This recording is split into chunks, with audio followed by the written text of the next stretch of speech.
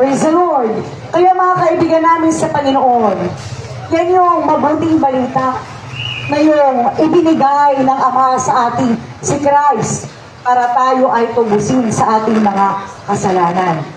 Praise the Lord. Kaya yamang tayo ay binigyan ng Diyos. Binigyan tayo ng Diyos ng biyaya. Bakit masasabi nating biyaya? Sapagkat mga kaibigan, si Christ ibinigay ng Ama sa atin para siya'y tutubos ng ating mga kasalanan. Kaya mga kaibigan namin sa Panginoon, naway bigyan natin ang kahalagahan yung kanang ginawa sa krus ng Kalbaryo. Praise the Lord. Kaya mga kaibigan namin sa Panginoon, nadiliti ba ito yung mabuting balita na mayroong Christ na siyang tutubos sa ating mga pagkakasala. Hindi kayang pantayan ng tao yung ginawa ni Christ sa krus ng Kalbaryo. Kaya mga kaibigan, sa panahon ng Semana Santa or Holy Week, banal na araw, hindi kayang tumbasan ng tao. Ako rin, magpapatako din ako sa krus para mapatawad ako sa aking kasalanan. No. Sabi ni Christ, sapat na siya ang umako ng lahat. Siyang umako ng lahat, mga kaibigan. Dahil si Christ lang, ang bugtong na anak lamang ng Diyos, yun yung magpapako sa krus. Yun yung tutubos na ating mga kasalanan. So God be all the glory. Kaya mga kaibigan namin sa Panginoon, ano ang nais ng Panginoon lamang sa atin? Simple lang. Bakit simple lang nais ng Panginoon sa atin? Atin siyang tanggapin bilang ating tagapagligtas. Dahil walang ibang tagapagligtas maliban kay Christ. Praise the Lord. Mga kaibigan, paano ba siya ibinigay ng Ama? Dito sa lupa, sabi ng banal na kasulatan, siya muna'y hinula ng mga propeta.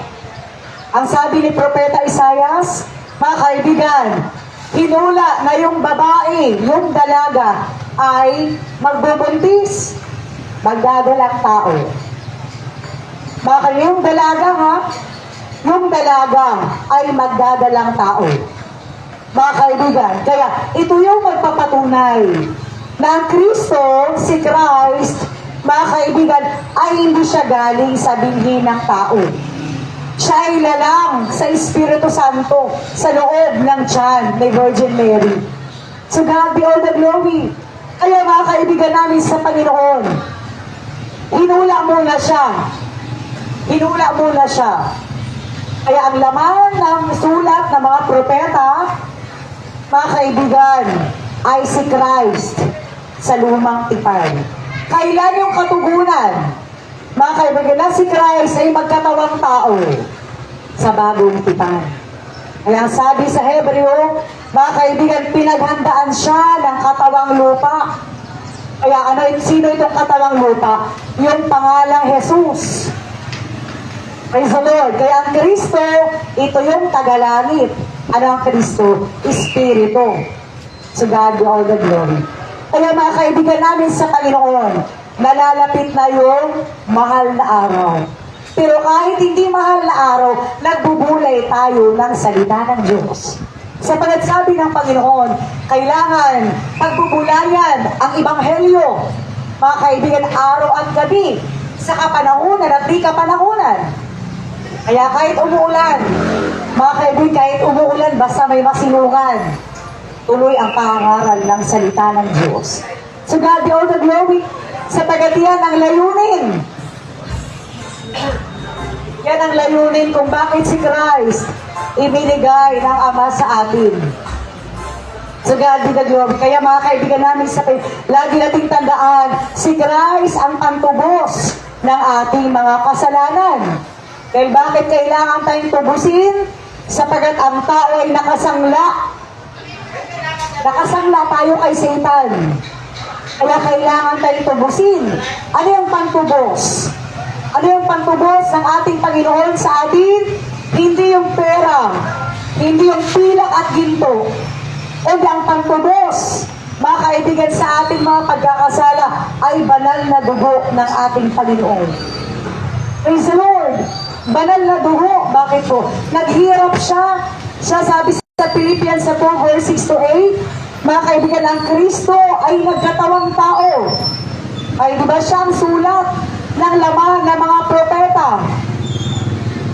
Siyang sulat ng laman ng mga propeta na siya inihula bago siya magkatawang tao. Pinaghandaan muna siya ng katawan. Kaya sabi sa Revelation, ang Berbo ay, yung salita ay nagkatawang tao. Praise the Lord. Kaya alin yung nagkatawang tao? Yung salita, yung Berbo na sinasabi sa Revelation na siya'y tumahan sa gitna ng mga tao. Si Christ ay nagkatawang tao. So God be all the glory. Kaya mga kaibigan namin sa Panginoon, kaya narito, kung bakit tayo nag-alaala lagi. Mga kaibigan, bakit natin inaalala yung ginawa ni Christ sa krus ng Kalbaryo, sapagat mahalaga sa atin bilang tunay na mga Kristiyano. Mahalaga sa atin yung kamatayan ni Christ sa krus ng Kalbaryo. Dahil walang ito ibang tutubo sa atin, kundi ang Kristo, na bugtong na anak ng Diyos. Siya'y nagkatawang tao. At mga kaibigan, kaya mga kaibigan namin sa Panginoon, sabi ng banal na kasulatan, siya'y nagkatawang tao at siya'y naging masunurin hanggang sa krus ng Kalbaryo. Praise the Lord! Kaya mga kaibigan namin sa Panginoon, hinubad niya ang kanyang pagka-Diyos.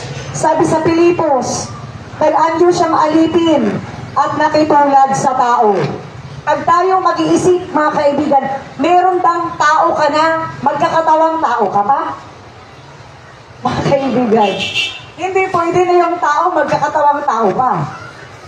Bakit si Christ nagkatawang tao? Sapagkat totally hindi siya tao. Siya ay Diyos sa pagiging bugtong na anak ng Diyos. Maraming mga talata sa banal na kasulatan. Maraming mga talata sa Bible na si Christ ay bugtong na anak ng Diyos. Siya ay hindi tagalupa, siya ay tagalangit. So God be all the glory. Kaya mga kaibigan namin sa Panginoon, yan ang lagi nating alalahanin at lagi nating bigyan ng kahalagahan. Mga kaibigan, na ang Kristo ang siyang tutubos sa ating mga pagkakasala. Dahil nasangla tayo, naisangla tayo kay Satanas. Kaya kailangan tayong tubusin ng ating Panginoon sa pamagitan ng kanyang banal na dugo. Kaya mga kaibigan namin, sa bakit tayo nakasangla kay Satan?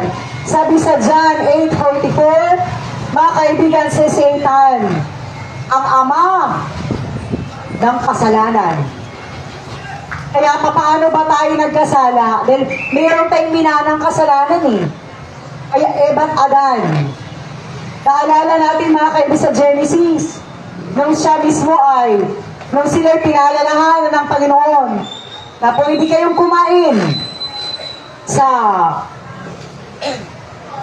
bunga ng punong kahoy, sa halaman ng Eden.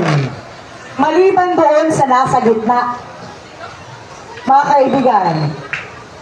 Pero nung tumalikod na ang Panginoon, nung sila'y pinili na ng Diyos, tumalikod na ang Diyos, umalis. Ano ang sabi ng ahas? Nilapitan sila ng ahas eh. Kaya mahirap talaga yung ahas eh, no? Mahirap yung ahas eh. Pag sinasabi ahas, traidor. Mga kaibigan. Kaya, sabi ng banal na kasulatan, mga kaibigan, na nilinlang sila ng ahas. Kaya sabi ng ahas, o hindi kayong kumain dyan. Yung bunga ng punong kahoy na nasa gitna, at magiging Diyos kayo. Ganon si Satan, napaka-wais. Yung mabuti, yan kabubuti sa atin, gagawin niyang masama. Yung ikakasama sa tao, gagawin niyang mabuti. Wais si Satan. Kaya tayo nakasangla sa kasalanan. Kaya mga kaibigan, si Christ ibinigay ng Ama sa atin para tayo tubusin sa ating mga kasalanan. So God be all the glory. Kaya itong Ebanghelyo na lagi-lagi nating napapakinggan, ito ay mabuting balita sapagat dito tayo. Ito yung paraan ng Diyos para tayo ay makasampalataya upang tayo ay tubusin sa ating mga pagkakasala. To God be all the glory. Kaya mga kaibigan namin sa Panginoon, salamat sa Diyos sa oras na ito.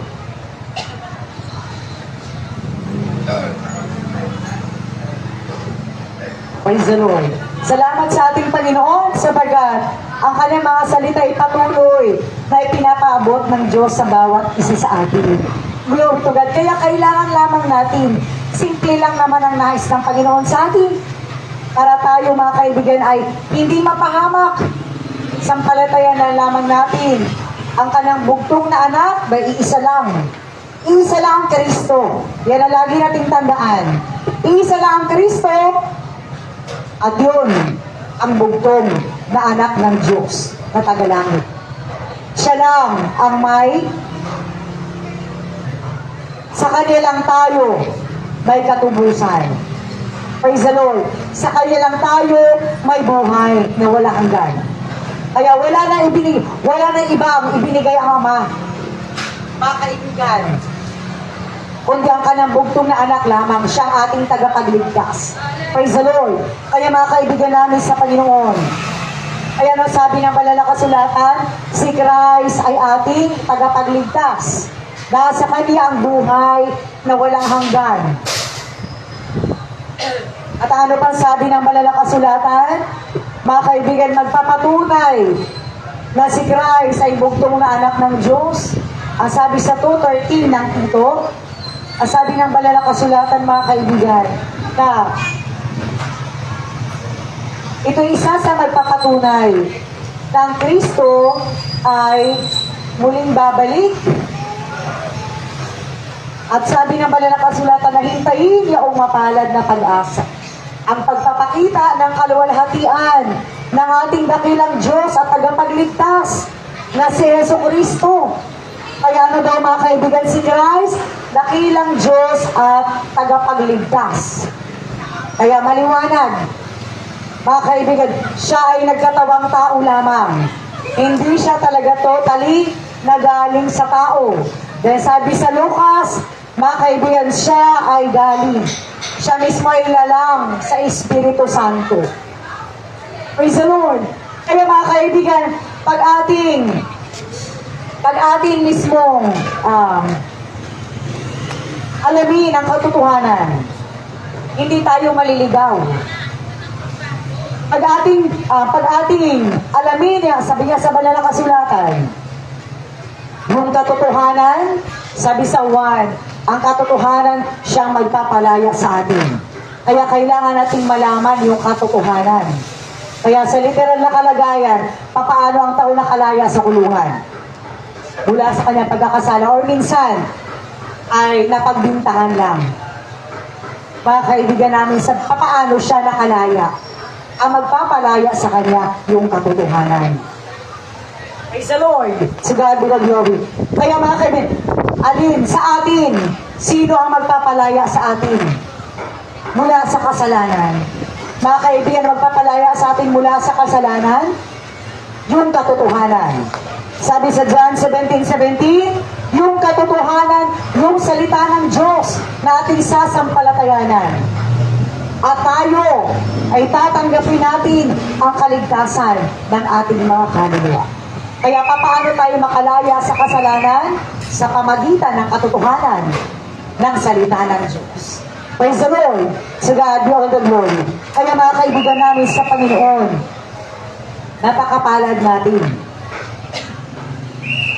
Mapalad tayo sa dakong ito sapagat tayo ay malaya natin napapakinggan yung kanyang mga salita. Lagi-lagi natin na magbulayan yung salita ng Diyos. Ngayon ang isa sa magdadala sa atin sa tunay na buhay na walang hanggan. Yung salita ng Diyos, ito yung isa sa magdadala sa atin sa tunay na kaligtasan ng ating mga kaluluwa. Kaya mga kaibigan namin sa Panginoon, bakit pa si Christ na parito ng alang-alang sa ating mga kaluluwa? Alang-alang sa kaluluwa ng tao na kailangan magtamo ng kaligtasan. Praise the Lord. Kaya mga kaibigan namin sa lagi-lagi nating tandaan, palawakin natin ating mga kaisipan. Mahalaga yung kaluluwa natin. Kailan ba naging mahalaga yung kaluluwa natin? Mga kaibigan, minsan mahalaga lang yung kaluluwa natin pag naghingalo na tayo. Pwede ba? Kasi minsan pag dumating sa atin yung panahon na para bagang alanganin yung buhay. Kumbaga, sa katotohanan lang, mga kaibigan, pag once na nasa 50-50 na nakalagayan ng tao, saka pa lang tayo tatawag sa Diyos. Dapat hindi ganon. Dahil payo ng salita ng Diyos, may buhay tayo at lakas. Kailangan natin tumawag, paglingkuran ng Diyos, habang may buhay pa tayo. Kaya bakit kailangan na tayo maglingkod sa Panginoon? Dahil meron tayong kaluluwa. Yung kaluluwa natin, ito yung haharap sa Panginoon. Ito kasi yung nangangailangan ng kaligtasan. Ito kasi yung nangangailangan ng salita ng Diyos. To God be the glory. Kaya yung katawan natin, mahalaga lamang ngayon yan. Na tayo nandito pa sa lupa. Mahalaga lang sa atin ang ating katawan. Pag tayo buhay pa. Pero pag once ang tao mamatay na, mga kaibigan, yung ating katawan, mahalaga na ito sa ilalim ng lupa. Mahalaga ito sa mga uod, mga bulate, excuse me. Yan ang katotohanan. Mga kaibigan namin sa Panginoon, mahalaga lang ito pag tayo ay nandito pa sa lupa. Pero mga kaibigan, lagi nating pag-unawaan natin, palawakin natin ating pag-iisip, mga kaibigan, yung sa ating kaluluwa, ito yung mahalaga sa paningin ng Diyos. Sapagkat kung hindi mahalaga ang kaluluwa natin, hindi na binigay si Christ sa atin, hindi na natin kailangan ang mabuting balita, hindi na natin kailangan ang salita ng Diyos, kung hindi mahalaga yung ating kaluluwa. Sapagkat yung kaluluwa ng tao, yan yung nangailangan ng pagliligtas. Dahil dito sa mundo, maraming uring kaligtasan na pwedeng kakampi ng tao. Halimbawa, yung ating physical, pag tayo ay may sakit, pero tayo may sakit, ikaw mamatay. O halimbawa, ano ba yung sakit, ikaw mamatay? Cancer. Lahat ng sir, nandyan na. Mga kaibigan. Kaya, ano yan? Yan yung sakit, ikaw mamatay. Mga kaibigan namin sa Panginoon.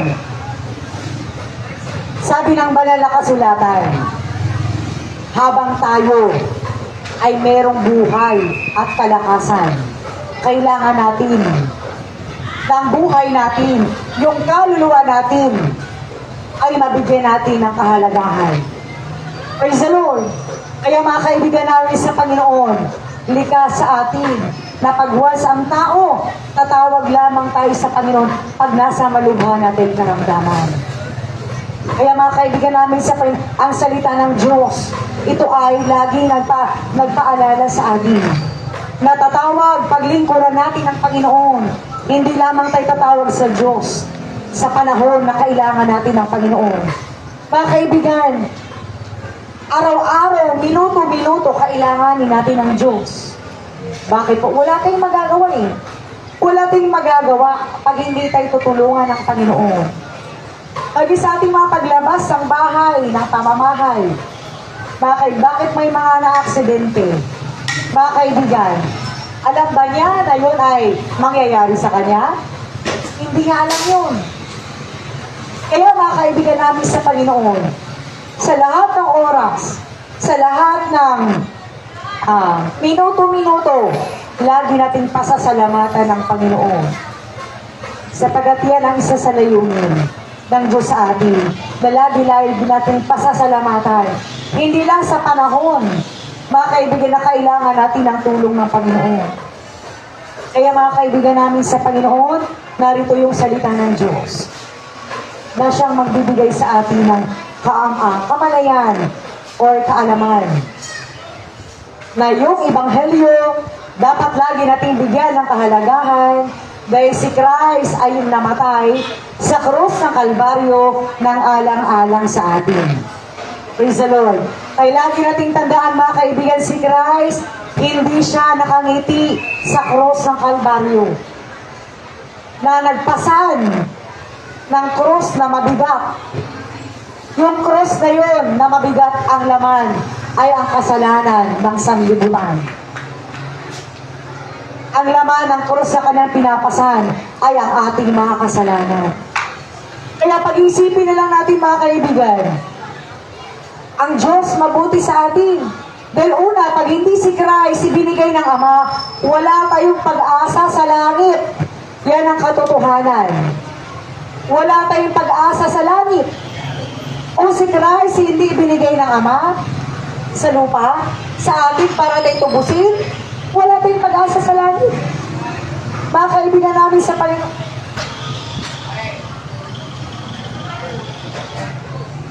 wala tayong pag-asa sa langit. Pero salamat sa Panginoon, salamat sa Diyos, sapagkat ibinigay niya ang kanyang bugtong na anak upang tayo ay magkaroon ng pag-asa sa langit. Praise the Lord. Kaya bakit kailangan natin? Bakit?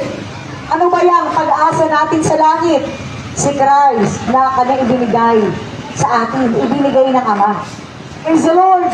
At mga kaibigan, narito ang kanyang mga salita na ating lagi na pagbulayan. At itong salita ng Diyos na lagi-lagi natin napapagbulayan, ito yung paraan ng Diyos para ang tao makapasok sa langit. Sino ba itong ayaw sa langit? Mga kaibigan, lahat tayo. Lahat tayo gusto langit. Praise the Lord. Kaya mga kaibigan namin sa Panginoon, kahit bata, pagtanungin mo yung bata, saan mo gustong pumunta? Anong sagot ng bata? Saan mo gusto pumunta? Sa langit, sa impyerno? Ang sagot ng bata, langit. Ayaw niya sa impyerno. Pero kung tutusin, nakikita na ba ng bata ang impyerno? Ay, di ba hindi? Pero ano yung napipicture out ng bata? Pag sinasabing impyerno, apoy. Sabi ng banal na kasulatan, ang impyerno, apoy na hindi namamatay. At ang sabi pa sa Isaias, yung impyerno may uod na hindi namamatay. Sinong takot dito sa uod? Mga kaibigan, ako number 1. Maliit na yung uod, pero kinakatakutan ko yan. Anong meron sa impyerno, sabi ng Bible? Mga kaibigan, merong apoy na hindi namamatay. At sabi sa Isaias, merong uod na hindi namamatay. Gaano kalaki mauod? Malalaki. Hindi maliliit. Kaya mga kaibigan namin sa Panginoon, ayaw ng Diyos ang tao mapahamak. Kaya ibinigay ang Ama. Binigay ng Ama si Christ sa atin. Sapagkat merong kapahamakan na naghihintay sa ating mga espiritual na kalagayan. Kaya mga kaibigan namin sa Panginoon, merong apoy, merong kapahamakan. Yung salita ng Diyos, ito yung magdadala sa atin daan patungo sa kaharian ng langit. Yung salita ng Diyos, ito yung magdadala sa atin patungo sa buhay na walang hanggan. Mga kaibigan, ang langit malayo. Pero ang Diyos may kaparaanan para ang tao makapasok sa langit.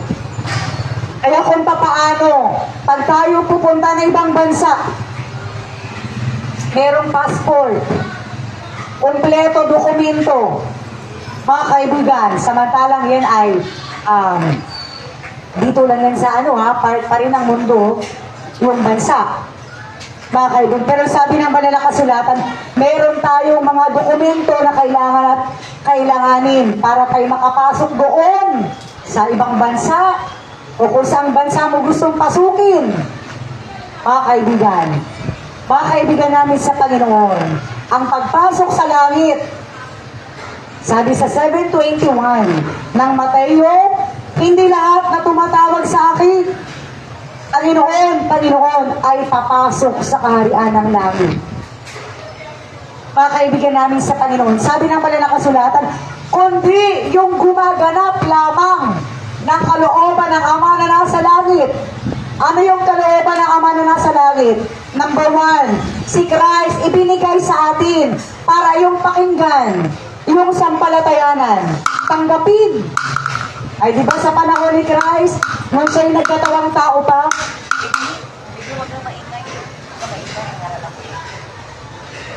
Kaya mga kaibigan, siya'y nagkatawang tao pa. Maraming hindi tumatanggap, maraming hindi naniniwala na siya'y bugtong na anak ng Diyos. Mga kaibigan namin sa Panginoon, maraming hindi naniniwala na siya'y bugtong na anak ng Diyos. Bakit daw siya? Bakit paano daw siya naging anak ng Diyos? Ang tatay niya karpentero. Si Jose ay karpentero. Mga kaibigan namin sa Panginoon, pero bakit yun ang kanyang kalagayan sa lupa? Magpapatunay. Mga kaibigan, ang tinanggap niyang kalagayan, yung pinakamababa. Ay sabi sa Pilipos, siya ay nagkatawang tao. Nakitulad sa atin, nag-anyong alipin. Nakitulad sa tao. Hanggang maging masunurin sa krus ng Kalbaryo. Mga kaibigan namin sa Panginoon, si Christ ay nagpakababa. Hindi niya tiningnan ang kanyang pagkapantay sa Diyos. Yan ang sabi sa Pilipos. Mga kaibigan, siya ay kapantay niya ang Diyos. Sapagkat mga kaibigan, siya ay bugtong na anak ng Diyos. Praise the Lord! Kaya ano ang sa kalooban ng Ama? Paano ang tao makapasok sa langit? Yung gaganap ng kalooban ng Ama na nasa langit ay number 1, si Christ ibinigay sa atin para ating tanggapin, sampalatayanan, na ating siyang personal na tagapagligtas. At ngayon, hindi na siya natin kasama literal. Dahil tapos ang kanyang kapanahunan nang siya ay nagkatawang tao. Pero, ang kanyang mga salita na sabi sa Lucas, ito yung mabuting balita na kanya ibinilin sa atin. Bakit mabuting balita? Isa pamagitan ng ating pagtanggap na ebanghelyo, sa pamagitan ng ating mga pakikinig ng sa kanyang mga salita, ay magdamo tayo ng kaligtasan. Kaligtasan ng ating mga kaluluwa. Praise the Lord. So God be all the glory. Kayo mga kaibigan namin sa Panginoon, yan ay isa sa kalooban ng Ama na nasa langit, na atin siyang tanggapin. Kaya itong ebanghelyo na ating napapakinggan na mula sa ating Panginoong Jesucristo, ito yung maging passport natin patungo sa langit. Ano pa ang isa sa passport natin para ang tao makapasok sa langit? Dahil mga kaibigan, ang tao likas na makasalanan at ang langit ay banal. Walang makasalanang makapasok sa langit. Kaya ang una nating hakbang, mga kaibigan, pakinggan natin ang ebanghelyo. Sabi sa Mark 16, ipapangaral ang ebanghelyo sa lahat ng mga tao. Ang sumampalataya, mabautismuhan, maliligtas. Praise the Lord! Kaya mga kaibigan namin sa Panginoon, yung tipa ng bautismo, hindi yan pagsapi or paglipat ng relihiyon. Then meron halimbawa sa Bible na nagpabautismo. Ano bang ibig sabihin ng bautismo? Mga kaibigan namin, pag sinasabing bautismo, sabi ng banal na kasulatan, sa Acts 20:16, yan ay paghugas sa kasalanan. Praise the Lord! Paghugas sa kasalanan. Bakit kailangan hugasan tayo sa kasalanan? Mga kaibigan, sapagkat ang tao ay hindi makapasok sa langit nang dahil sa kasalanan. Mga kaibigan namin, ano yung panglinis sa ating kasalanan, sabi sa Juan? Sa pamagitan ng tubig at salita. Kaya sa pangangaral na ebanghelyo ay kasama na itinuturo yung bautismo. Dahil sa pangangaral, ang bawat sasampalataya gustong magpahugas sa kasalanan through baptism. On the spot, tatanggapin mo ang kaligtasan ng ating kaluluwa. Praise the Lord! Pangako ng Diyos yan eh. Tatanggapin ang kaligtasan ng ating mga kaluluwa. Praise the Lord! Kaya mga kaibigan namin sa Panginoon, yan ang isa sa layunin ng Diyos para ang tao makapasok sa langit. Then madaling natin sabihin, basta ako gusto kong pumasok doon. Pag pupunta nga lang tayo ng ibang bansa Mas ako, gusto kong pumunta ng Amerika. Gusto kong pumunta ng Japan. O kung saan pa man doon. Wala na ba tayong gagawin? Mga kaibigan, salita lang ba, papasok na tayo agad doon, welcome na tayo agad? No. Meron tayong mga dokumento na kailangan natin sundin. Yung policy, yung mga, yung ating, meron tayong dapat natuto pa rin. Ay lalo higit sa langit. Pero mga kaibigan, ang langit ay hindi siya part ng mundo. Ang langit ay banal na lugar. At ang walang makasalanang makapasok doon. Kaya isa sa passport ng Panginoon, paano ang tao makapasok sa langit? Si Christ, yung sampalatayanan. Tanggapin natin bilang tagapagligtas. Mga kaibigan namin sa Panginoon. Dahil pag atin siyang tanggapin, sabi sa John 3:16, amuhin natin, tanggapin natin ang buhay na walang hanggan. Hindi natin makakamtan ang buhay na walang hanggan pag hindi natin siya tanggapin. Sampalatayanan na siya'y bugtong na anak ng Diyos. Pag bugtong na anak ng Diyos, automatic yan tagapagligtas. Meron bang taong tagapagligtas? Mga kaibigan, si Christ, nagkatawang tao lang siya, pero hindi siya talaga totally nagaling sa tao. Maraming mga talata sa Bible magpapatunay. Kaya nga sabi sa Revelation, yung verbo, mga kaibigan, yung salita, umahan sa atin, nagkatawang tao. Ano yung verbo? Si Christ, katawagan ni Christ, bago pa siya nagkatawang tao. Maraming katawagan si Christ. Maraming katawagan si Christ bago pa siya nagkatawang tao. Kaya sabi sa Revelation, ang verbo ay tumahan sa gitna natin. At winisikan ng dugo ang kanyang damit. Sino yun? Si Christ. Praise the Lord. Ang Panginoong Jesucristo ay siya yung nagkatawang tao. Siya yung daan. Sabi sa John 14:6, siya yung daan patungo sa kanyang kaharian. Praise the Lord. To God be the glory. Kaya mga kaibigan namin sa Panginoon, simple lang ang nais ng Panginoon sa atin. Habang may pagkakataon pa tayo, lalo na nalalapit na yung Holy Week, mga kaibigan, hindi lamang tayo nagbubulay ng salita ng Diyos pagpanahon ng mahal na araw. Mga kaibigan, kundi kahit anong araw, kahit araw, gabi, nagbubulay tayo ng kanyang mga salita. So God be the glory. Kaya mga kaibigan namin sa Panginoon, salamat sa Panginoon sa umagang ito, sapagat ang Diyos ay patuloy sa atin na nanangusap at nananawagan. Kaya lagi nating tandaan, mga kaibigan, mayroong kapahamakan na naghihintay. Kaya si Christ ibinigay para tayo ay tamuhin natin ang kaligtasan. Tamuhin natin ang pangako ng Diyos na ang bawat sumampalataya sa Kanya ay maggamit ng buhay na walang hanggan. At mga kaibigan, hindi siya ang sumampalataya sa Ebanghelyo, sumampalataya kay Christ, tumanggap ng kaligtasan, wala na siyang hatol. Ano sabi sa Romans 8 verse 1? Praise the Lord. Sapagat ang sanlibutan, mga kaibigan, ito'y nakatalaga sa hatol. Nakatalaga sa paghatol na ang sanlibutan ay makasalanan. Kaya di ba pag sa korte, si ganito ay nahatulan na siya ay makulong habang buhay. Si ganito ay nahatulan na makulong, nahatulan ng kamatayan. Mga kaibigan, ang mundo nakatalaga sa hatol. Nakatalaga ito nawawakasan.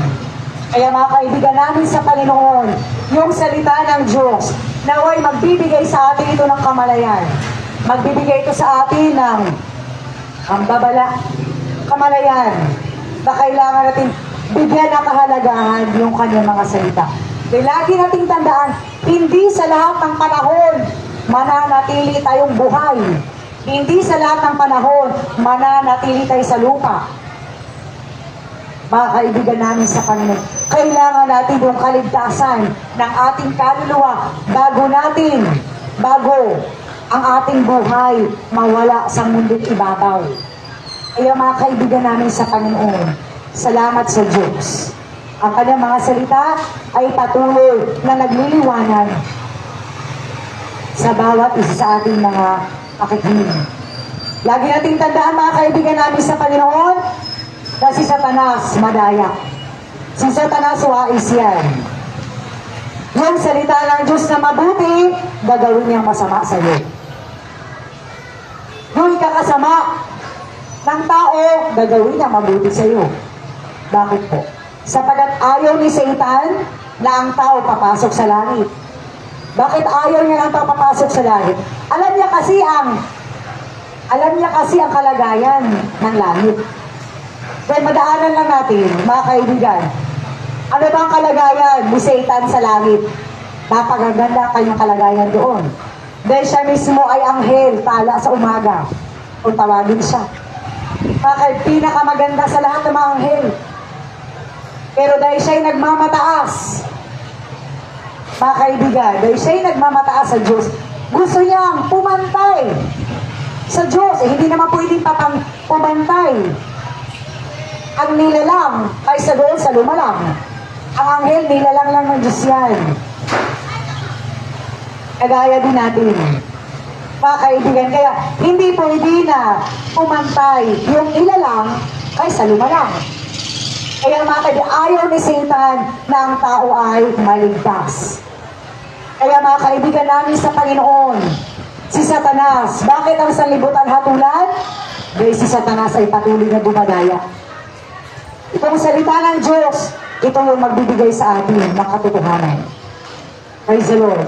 Kaya mga kaibigan namin sa Panginoon, sampalatayanan natin ang kanyang mga salita. So God be all the glory. Praise the Lord. Naman namin Diyos, kami nagpapasalamat sa oras na ito, sapagkat ikaw ang Diyos na patuloy sa amin na gumagabay at nagbibigay ng kalakasan sa aming mga physical, sa spiritual na kalagayan. Ganun din, Panginoon, patuloy mong lingatin ang mga pakikinig na yung mga anak sa dako ito sa iyong mga tupa. At ganun din, patuloy mo silang pagpalain sa kanilang mga pakikinig. At higit sa lahat, O Diyos, ay matamo namin ang kaligtasan ng aming mga kaluluwa. At ganun din, Panginoon, tulungan mo ang kanilang mga pagkakaloob, ang kanilang pagtulong sa misyon ay iyong lilingatin ayon sa iyong mga pangako. Salamat po dakila sa pangalan ng aming Panginoong Jesus. Amen. Si God be the glory.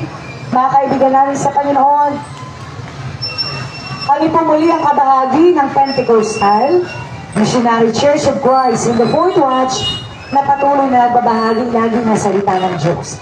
Hindi ko na kinabit yung aming tarpaulin kasi lakas ang hangin eh. Malalaglag lang din naman. Kaya meron po tayong programa sa Channel 13, sa PTV4, Oras ng Katotohanan, sa Gen 21, sa iba't iba pa mga channel cable. Baka yung Oras ng Katotohanan, yan po ay sa atin. At meron din po tayong pangangaral sa Facebook Live, sa DZ80 Live Radio, sa DZ80 Prayer Power. Praise the Lord. Yan po ay malaya ang ating mapapakinggan. Yung pangangaral ng Ebanghelyo, Oras ng Katotohanan, ganitong oras, or minsan meron dito sa tanghali. Praise the Lord. Ay mga kaibigan namin sa Panginoon, ay yung mga pagtataguyod sa misyon, ay hindi po yan babaliwalain ng Diyos. Ay yung pagtataguyod sa kanyang gawain, sapagkat sabi ng banal na kasulatan, ang Diyos ay magbabalik na higit pa sa loob sa iyong ibinibigay. So God be all the glory. Kaya mga kaibigan namin, pwede rin po kayo magpadala na yung mga prayer request sa Prayer Power, DZ80 Prayer Power, Fourth Watch Media, Prayer Power. Praise the Lord. Itatype nyo lang sa inyo mga Facebook Live. Itatype nyo lang po yung Fourth Watch Media. Lalabas po yan. Then Prayer Power, then DZ80 Prayer Power, and DZ80 Live Radio. Kaya meron po tayo sa radio, meron din po tayo sa Facebook Live. Praise the Lord. Kaya mga kaibigan namin sa Panginoon, ang Diyos ang patuloy na magpapala sa bawat isa sa inyo. To God be all the glory. Magandang tanghali po sa ating lahat. Glory to God.